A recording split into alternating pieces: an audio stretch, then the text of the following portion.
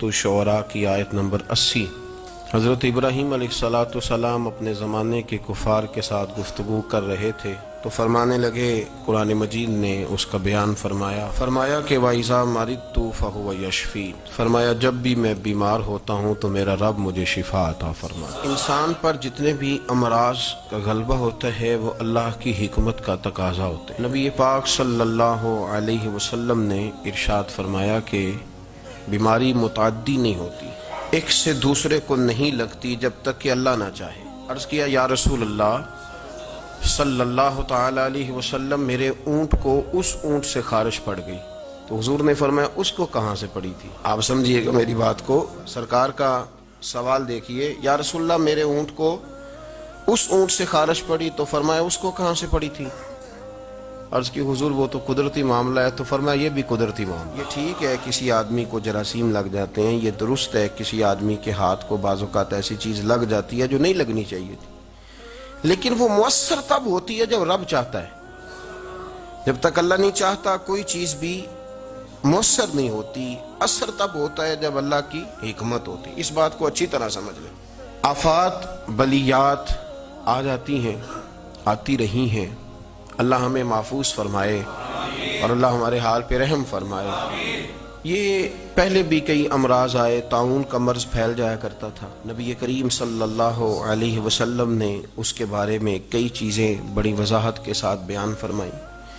تو آفات آ جایا کرتی ہیں۔ ہمارا ماحول یہ بن گیا کہ افراط و تفریط بہت زیادہ ہے۔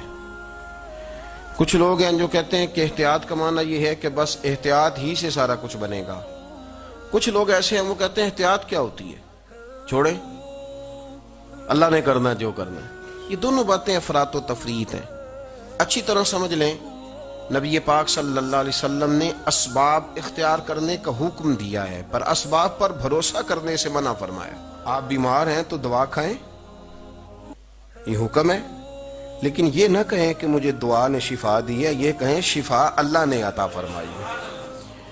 اسباب کو اختیار کریں گے، آپ احتیاطی تدابیر پر آپ عمل کریں گے، لیکن آپ کو احتیاطی تدابیر نہیں بچائیں گی، بچائے گا اللہ، اللہ کی رحمت بچائے گی، بچانے والا اللہ ہے۔ یہ عقیدہ راسخ کریں، راسخ، خوف سے نکلیں۔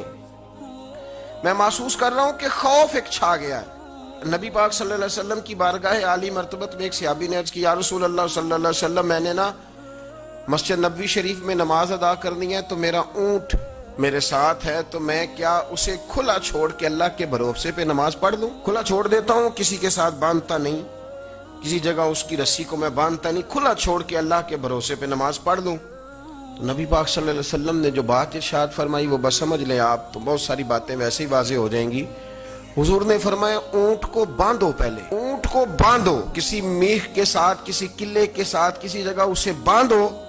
فرمایا جب باندھ لو نا، اب بھروسہ اللہ پہ کرو۔ بھروسہ اس قلعے پر، اس میخ پر، اس درخت کے ساتھ نہیں جس پر تم نے باندھا ہے، باندھا اس کے ساتھ ہے، اور بھروسہ اللہ۔ اس کو سمجھ لیں۔ آپ ہاتھ بھی دھوئیں، ہاتھ تو ویسے ہی دھونے چاہیے۔ حضور صلی اللہ علیہ وسلم نے فرمایا جو چاہتا ہے کہ میری فقیری ختم ہو جائے، میں امیر ہو جاؤں، وہ روٹی کھانے سے پہلے ہاتھ دھو لیا کرے۔ تو آپ ویسے ہی آپ کو ہاتھ دھونے چاہیے۔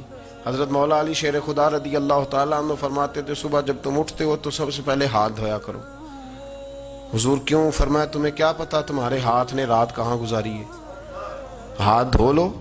تو ہاتھ آپ بار بار دھوئیں، کون منع کر رہا ہے؟ احتیاطی تدابیر۔ لیکن میں تھوڑی سی میں اصل میں کسی بات کو الجھانا نہیں چاہتا، میں کچھ دنوں سے یہ محسوس کر رہا ہوں کہ میری قوم بیچاری کو یہ سمجھ ہی نہیں آتی کہ ویسے صحیح کون کہہ رہا ہے۔ آپ یقین کریں، جیسے میلہ نہیں لگ جاتا اور سارے اپنا اپنا سیرپ بیچنا شروع کر دیتے ہیں۔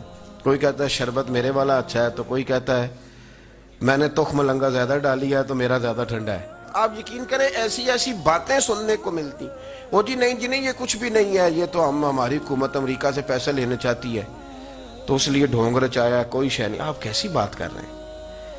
یہ کوئی 250 کے قریب ملکوں میں چلا گیا ہے، اور آپ کیوں اس طرح کے الزام تراشیاں کر رہے ہیں جس کا وجود نہیں ہے؟ کیوں آپ ایسی باتیں کرتے ہیں؟ آپ کے پاس جب تک کوئی مضبوط بات ہی نہیں، آپ بات کیوں الجھاتے ہیں؟ کوشش کریں، جو آپ کو تدابیر بتائی جا رہی ہیں، تدبیر کو اختیار کرنا دین کے اندر سنت ہے، کوئی منع نہیں ہے۔ آپ تدبیر اختیار کریں، ہاتھ کو دھوئیں، بلکہ میرا مشورہ یہ ہے کہ مسواک کریں بار بار، اور یہ حدیث ذہن میں رکھ کے کریں کہ نبی پاک علیہ السلام نے فرمایا سوائے موت کے مسواک میں اللہ نے ہر بیماری کی شفا رکھی ہوئی۔